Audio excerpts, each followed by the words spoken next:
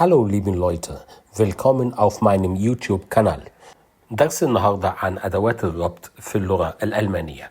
بس الأول لازم نعرف إيه هما أدوات الربط.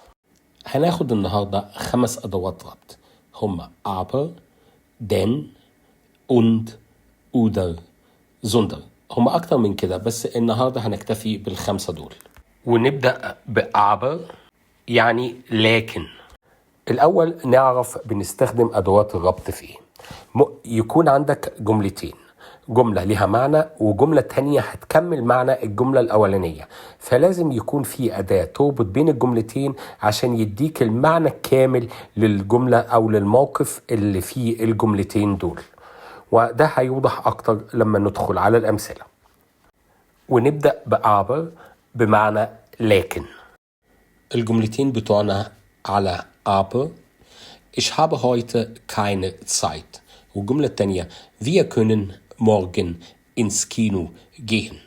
تعال نشوف هنربطهم بأبر ازاي. هتكون بعد ما إضافة أداة الربط aber ich habe heute keine Zeit. Aber wir können morgen ins Kino gehen. عملنا ايه؟ حطينا الجملة الأولانية بكامل تفاصيلها وعملنا فاصلة وضفنا aber وبعد كده حطينا الجملة التانية بكل تفاصيلها. حاجة بسيطة، يعني هنا أداة الربط aber بتربط الجملتين بدون أي تغيير في أي تفاصيل الجملتين الأولى ولا التانية. في كده ملاحظة صغيرة أنا عايز أقول لكم عليها. لو الجملة الرئيسية الأولى والجملة الرئيسية التانية فيهم نفس الفاعل والفعل، إيه اللي يتعمل فيهم وإزاي نربطهم مع بعض؟ تعالوا نشوف في مثال بسيط. الجملة بتاعتنا ich habe ein Auto، دي الجملة الأولى. الجملة التانية ich habe keine Fahrrad. هنربطهم إزاي؟ بأبر. الجملة تكون بكل بساطة ich habe ein Auto aber kein Fahrrad. لدي سيارة ولكن ليس لدي دراجة. هنا بنلغي الفعل والفعل في الجملة التانية وبنكمل الجملة عادي. سهلة مش كده؟ يبقى عند ربط جملتين بأبر لو الفعل والفعل في الجملة الأولى زي الفعل والفعل في الجملة التانية يبقى نلغي الفعل والفعل في الجملة التانية، ولو مش زي بعض يتحطوا زي ما هما بالظبط ونربط بأبر. دلوقتي معانا أداة الربط التانية اللي هي denn يعني لأن. المثال بتاعنا على denn Alex hat keine Zeit، دي الجملة الأولانية. muss arbeiten، دي الجملة التانية. هنربطهم ازاي؟ تعالوا نشوف. في الجملة اللي فاتت دي هنحط الجملة الأولى زي ما هي وبعدها أداة الربط وبعدها الجملة التانية بدون أي تغيير. ملحوظة، مع denn مفيش أي اختصارات، حتى لو كان الفعل والفاعل في الجملة الأولى زي الفعل والفاعل في الجملة التانية مفيش أي اختصارات ومش هنشيل أي حاجة. ودلوقتي مع أداة الربط التالتة und يعني و. الجملة الأولانية في المثال على und ich kaufe einen Tee، والجملة التانية ich kaufe einen Saft. نربطهم بund ازاي؟ تعالوا نوريكم. الربط هيكون ازاي؟ ich kaufe einen Tee und einen Saft.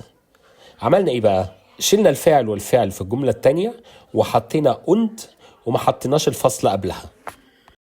und ينفع فيها الاختصارات وانك تشيل الفعل والفعل في الجملة التانية لو مشابهة للفعل والفعل في الجملة الأولانية، عكس denn. بس في حاجات لو الفعل والفعل في الجملة الأولى مش زي الفعل والفعل في الجملة التانية بيتحطوا الاتنين مع زي بعض بالظبط ويتحط und بينهم كأداة وصل. أداة الربط الرابعة معانا النهاردة oder أو. المثال بتاعنا gehen wir schnell وgehen wir langsam. هنربط الجملتين دول ازاي؟ gehen wir schnell oder langsam. ممكن مع oder نختصر لما يكون الفاعل والفعل في الجملتين واحد، ولكن لو مختلفين ما بنختصرش. ناخد المثال ده كمان wollt wir mit uns fahren، والجملة التانية sollen wir alleine fahren. هنربطهم ازاي؟ هتبقى wollt ihr mit uns fahren oder sollen wir alleine fahren. الجملتين اتربطوا من غير أي اختصارات. الجملة الأولى والجملة الثانية اتحط أداة الربط بينهم بدون أي اختصارات، عشان الفعل والفاعل في الجملة الأولى غير الفعل والفاعل في الجملة الثانية. والوقتي آخر أداة ربط معانا النهاردة زندرن، بل. ناخد أمثلة عليها. Ich fliege nicht nach Italien. الجملة الثانية Ich fliege nach Spanien. نربطهم مع بعض ازاي؟ Ich fliege nicht nach Italien, sondern nach Spanien. في حالة sondern لازم يكون في نفي في الجملة الأولانية عشان تستخدم أداة الربط sondern. وبكده درس النهاردة خلص عن أدوات الربط، ال5 أدوات ربط دول. لو عجبك الدرس دوس لايك وشير الفيديو عشان غيرك يستفيد، ولو ما كنتش اشتركت معنا في القناة اشترك وفعل زر الجرس يوصلك كل جديد احنا بنقدمه.